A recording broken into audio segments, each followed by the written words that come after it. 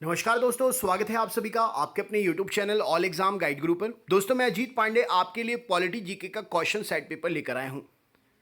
हाल ही में हुए एसएससी और लास्ट ईयर जो भी ग्रुप डी के और एनटीपीसी का एग्जाम हुए हैं उनमें ये क्वेश्चंस पूछे गए थे। तो ये सारे क्वेश्चंस याद कर लीजिए। दिल्ली पुलिस और भी अन्य जो अभी हाल ही में एग्जाम कंडक्ट होने वाले हैं उन सभी में इनमें से क्वेश्चन सीधे सीधे आपको स्क्रीन पर मिल जाएंगे कि क्वेश्चंस बहुत रिपीट होते हैं।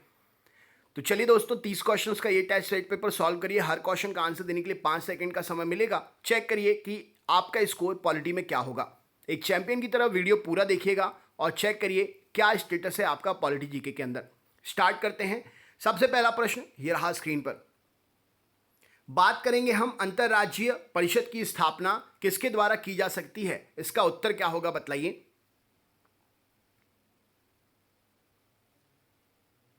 चलिए देखते हैं।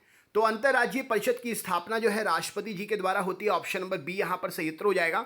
सही कर लीजिए, देख लीजिए जिसका गलत होता है तो। अगला प्रश्न, तृतीय पंचवर्षीय योजना जो है किस मॉडल पर आधारित थी। मॉडल कौन कौन से होते हैं, कैसे किस मॉडल पर आधारित है, ये पूछे जाते हैं एग्जाम में क्वेश्चन। चलिए देखते हैं, यहां पर सही उत्तर हो जाएगा। तृतीय पंचवर्षीय योजना जो है हेरोल्ड डोमर के मॉडल के आधार पर बनी थी। ऑप्शन नंबर इंपॉर्टेंट है ये प्रश्न, तो याद कर लीजिएगा, नोट डाउन कर लीजिएगा। नेक्स्ट क्वेश्चन देखते हैं। सर्वोच्च न्यायालय को कांग्रेस का तृतीय सदन किसने कहा था बतलाइए। चलिए देखते हैं। तो सर्वोच्च न्यायालय को कांग्रेस का तृतीय सदन लॉस्की, ऑप्शन नंबर ए इस प्रश्न के लिए कहा राइट आंसर हो जाएगा, लॉस्की ने कहा था। नेक्स्ट क्वेश्चन देखते हैं क्या पूछा गया है। पांचवी पंचवर्षीय योजना का मुख्य उद्देश्य क्या था बतलाइए।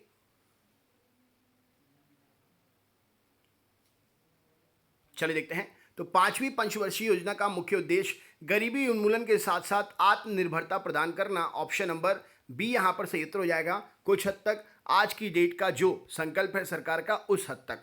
नेक्स्ट क्वेश्चन देखते हैं। अभी भी गरीबी उन्मूलन और आत्मनिर्भरता प्रदान करना, प्राप्त करना, इसी से रिलेटेड चल रहा है। राष्ट्रीय जनसंख्या आयोग का गठन कब हुआ था बतलाइए।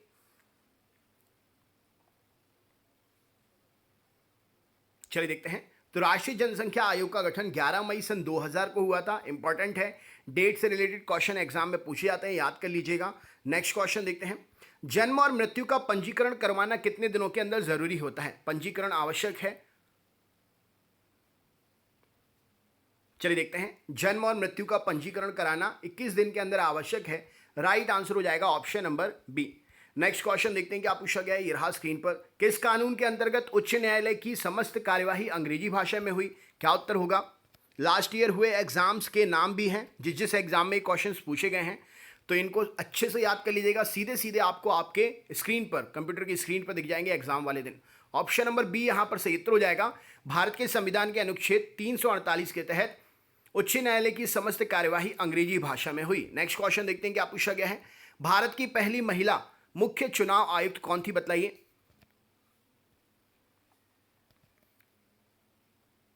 चलिए देखते हैं। तो भारत की पहली महिला मुख्य चुनाव आयुक्त बीएस रमा देवी थी। Right answer option number C. महिलाओं से रिलेटेड जो भी नियुक्तियां होती हैं वो एग्जाम में पूछी जाती हैं, इसको जरूर याद कर लीजिएगा। नेक्स्ट क्वेश्चन देखते हैं क्या पूछा गया है। भारत का 25वां उच्च न्यायालय कौन सा है बतलाइए।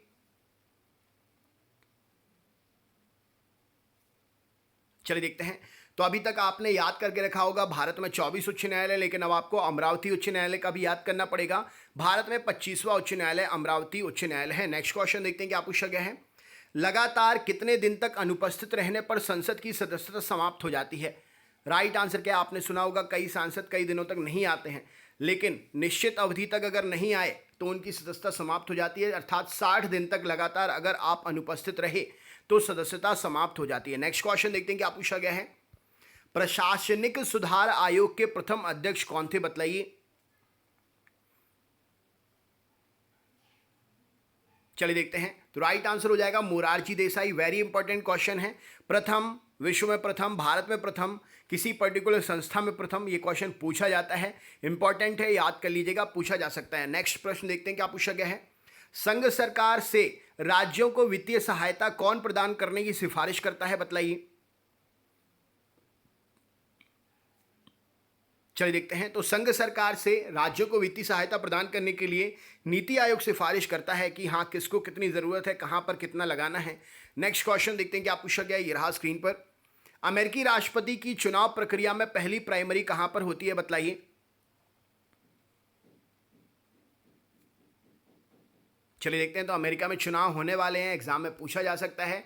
तो न्यू हैम्पशायर में चुनाव की पहली प्रक्रिया में प्राइमरी वहां पर होती है। नेक्स्ट क्वेश्चन देखते हैं क्या पूछा गया है। पंचायती राज किस प्रकार की व्यवस्था है, बताइए।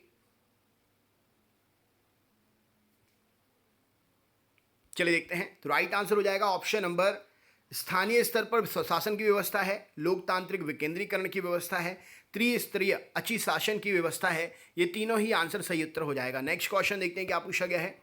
दल बदल निरोधक अधिनियम कब पारित हुआ था, बताइए।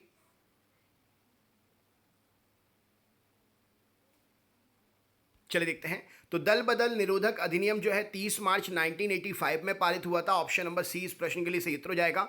इंपॉर्टेंट है, नोट कर लीजिएगा, कई दल के इधर से उधर हो रहे हैं तो आपसे एक क्वेश्चन पूछा जा सकता है। नेक्स्ट क्वेश्चन देखते हैं क्या पूछा गया है। भारत में कौन एकमात्र राज्य है जहां सामान्य सिविल कोड लागू है, बतलाइए।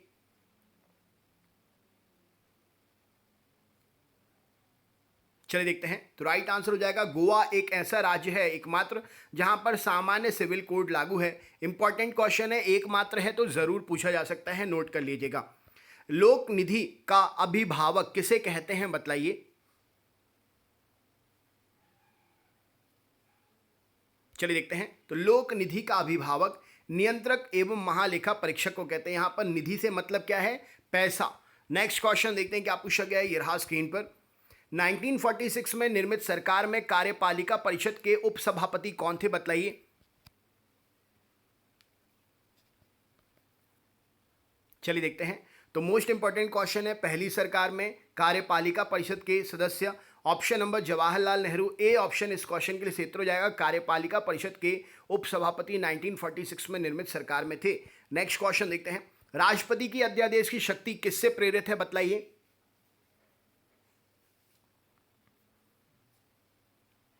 चलिए देखते हैं। अधिनियम, अनुसूची और संशोधन बहुत ही इंपॉर्टेंटली पूछे जाते हैं, याद करके रखिए क्योंकि इनमें कंफ्यूजन के कारण गलतियां बहुत होती हैं। भारतीय सरकार अधिनियम 1935 इस प्रश्न का सही उत्तर हो जाएगा। नेक्स्ट क्वेश्चन देखते हैं। अनुदानों की मांग कौन कर सकता है, बतलाइए। चलिए देखते हैं। तो अनुदान की मांग कार्यपालिका कर सकती है। ऑप्शन नंबर सी इस प्रश्न के लिए सही उत्तर हो जाएगा। नेक्स्ट क्वेश्चन देखते हैं। संचित निधि से भुगतान की प्राधिकार किससे मिलता है, बतलाइए।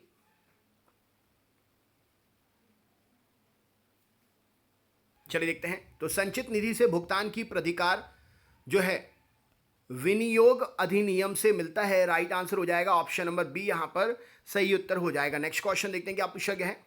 भारत की प्रथम महिला महानिदेशक अर्धसैनिक बल कौन है, बताइए। वेरी इंपॉर्टेंट क्वेश्चन, प्रथम है, जरूर पूछा जाएगा।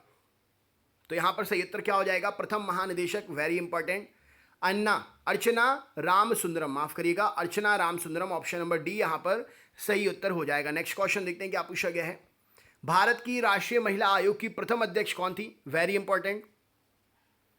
वीडियो में सारे महत्वपूर्ण क्वेश्चन ही मैं लेकर आया हूं कि अगर आप अपना टाइम लगा रहे हैं तो कुछ सही सीखें, अच्छा सीखें, और जितना भी सीखें वो एग्जाम में आने वाला सीखें। तो इसीलिए वीडियो के हर क्वेश्चन को शिद्दत से पढ़कर याद कर लीजिएगा, भले दोबारा देखना पड़े वीडियो, जिससे ये एक भी क्वेश्चन आपका ना कटे। क्योंकि अगर पढ़ने के बाद भी कम हो रहे हैं नंबर तो इसका मतलब ये तैयारी पढ़ने के लिए नहीं, पैसा खर्च करने के लिए चल रही है। अंतरिम सरकार में अध्यक्ष कौन थे, बतलाइए।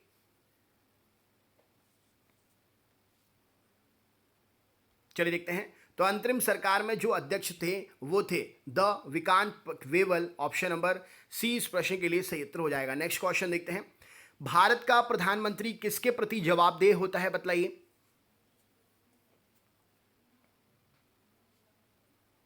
चलिए देखते हैं। तो भारत का प्रधानमंत्री लोकसभा के प्रति जवाबदेह होता है। ऑप्शन नंबर सी इस प्रश्न के लिए सही उत्तर हो जाएगा। नेक्स्ट क्वेश्चन देखते हैं। भारत की राजभाषा की प्रथम, राज्यसभा की प्रथम महिला उपसभापति कौन है, बतलाइए।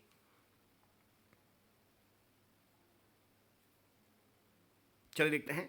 भारत की राज्यसभा की प्रथम महिला उपसभापति Violet Alva. Very very important question, जितने भी वेरी लगा लीजिए कम है, पूछा जा सकता है ये क्वेश्चन। नेक्स्ट क्वेश्चन देखते हैं। भारतीय स्वतंत्रता अधिनियम कब स्वीकृत हुआ था, बतलाइए।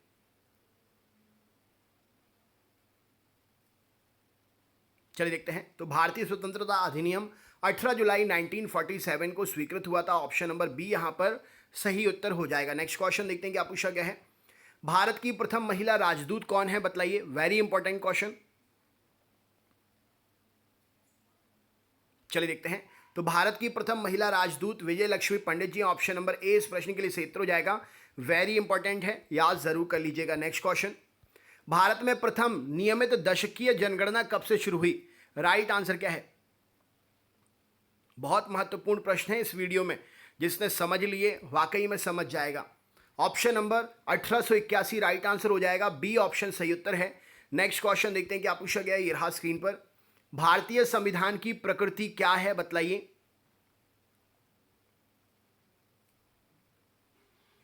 चलिए देखते हैं। तो भारतीय संविधान की प्रकृति जो है, प्रकृति में संघीय है किंतु भावना में एकात्मक है भारतीय संविधान। नेक्स्ट देख लेते हैं आपका सरप्राइज क्वेश्चन। ये रहा आपका सरप्राइज क्वेश्चन। ग्राम सभा की बैठक एक वर्ष में कितनी बार बुलाई जाती है। इसका आंसर आपको हमें कमेंट बॉक्स में शेयर करना है। क्या स्कोर रहा आपका, कमेंट बॉक्स में ज़रूर शेयर करें। इससे पहले वाली लिंक मैंने डिस्क्रिप्शन बॉक्स में अपलोड कर दी है, लिंक पर क्लिक करके देख सकते हैं। वीडियो अच्छा लगा हो तो लाइक ज़रूर करिएगा, लिंक को अपने दोस्तों के साथ शेयर ज़रूर करिएगा। चैनल पर अगर नए हैं तो चैनल सब्सक्राइब करके नोटिफिकेशन के लिए बेल आइकन ज़रूर क्लिक कर लीजिएगा। मिलते हैं नेक्स्ट वीडियो में। बहुत बहुत धन्यवाद। आपका दिन शुभ हो।